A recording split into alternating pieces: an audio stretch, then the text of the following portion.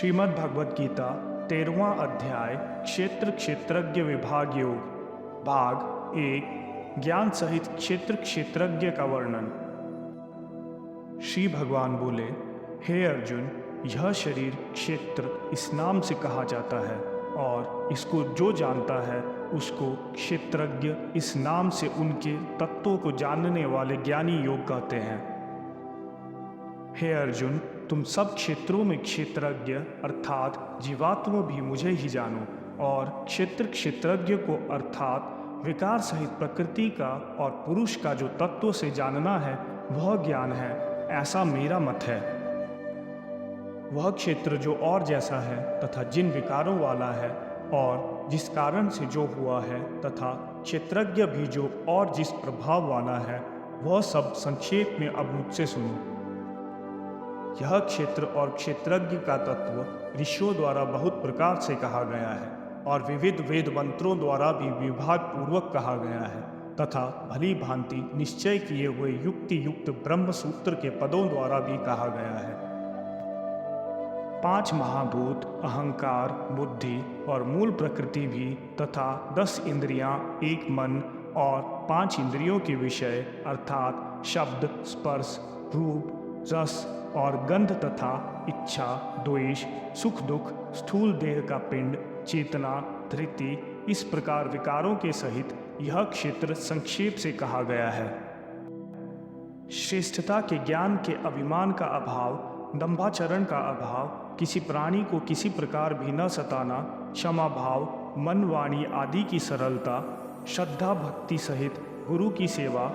बाहर भीतर की शुद्धि, अंतःकरण की स्थिरता और मन इंद्रियों सहित शरीर का निग्रह, इस लोक और परलोक संपूर्ण भोगों में आसक्ति का अभाव और अहंकार का भी अभाव, जन्म, मृत्यु, जरा और रोग आदि में दुख और दोषों का बार बार विचार न करना, पुत्र, स्त्री, घर और धन आदि में आसक्ति का अभाव, ममता का न होना तथा प्रिय और अप्रिय की प्राप्ति में सदा ही चित्त का सम रहना,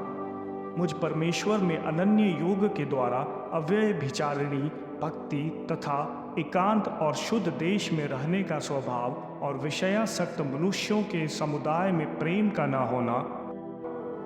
अध्यात्म ज्ञान में नित्य स्थिति और तत्व ज्ञान के अर्थ रूप परमात्मा को ही देखना, यह सब ज्ञान है और जो इससे विपरीत है वह अज्ञान है, ऐसा कहा गया है। जो जानने योग्य हैं तथा जिसको जानकर मनुष्य परमानंद को प्राप्त होता है, उसको मैं अब भली भांति कहूँगा। वह अनादि वाला पर ब्रह्म न सत्य ही कहा जाता है और न असत्य ही। वह सब ओर हाथ पैर वाला, सब ओर नेत्र, सिर और मुख वाला तथा सब ओर कान वाला है, क्योंकि वह संसार में सबको व्याप्त करके स्थित है।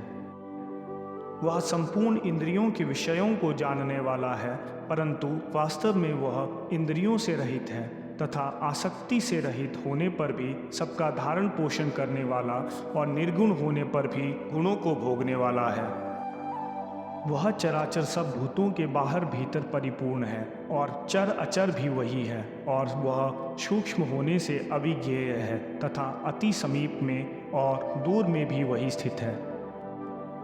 वह परमात्मा विभक्त रहित एक रूप से आकाश के सदृश परिपूर्ण होने पर भी चराचर संपूर्ण भूतों में विभक्त सा स्थित प्रतीत होता है तथा वह जानने योग्य परमात्मा के विष्णु रूप से भूतों को धारण पोषण करने वाला और रुद्र रूप से संहार करने वाला तथा ब्रह्म रूप से सबको उत्पन्न करने वाला है।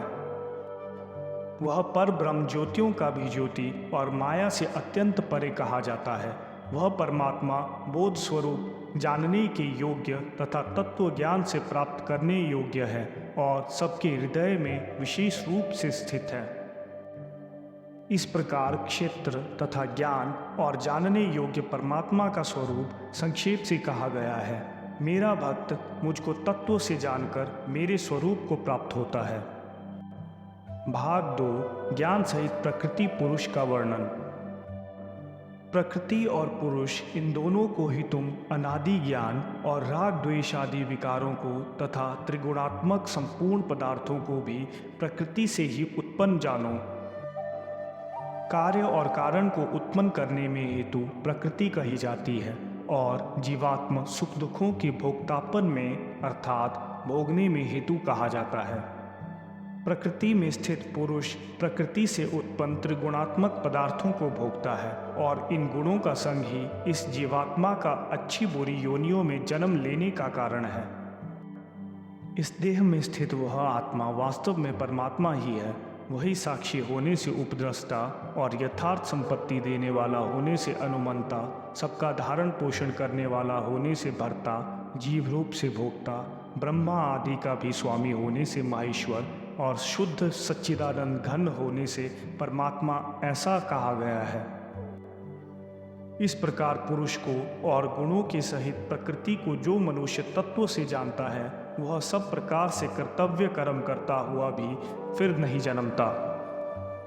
उस परमात्मा को कितने ही मनुष्य तो शुद्ध हुई सूक्ष्म बुद्धि से ध्यान के द्वारा हृदय में देखते हैं, अन्य कितने ही ज्ञान योग के द्वारा और दूसरे कितने ही कर्म योग के द्वारा देखते हैं अर्थात प्राप्त करते हैं।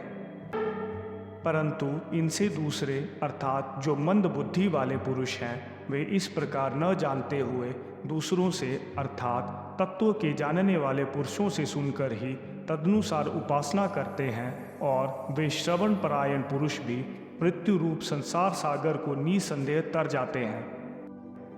हे अर्जुन, या मात्र जितने भी स्थावर जंगम प्राणी उत्पन्न होते हैं उन सबको तुम क्षेत्र और क्षेत्रज्ञ के संयोग से ही उत्पन्न जानो।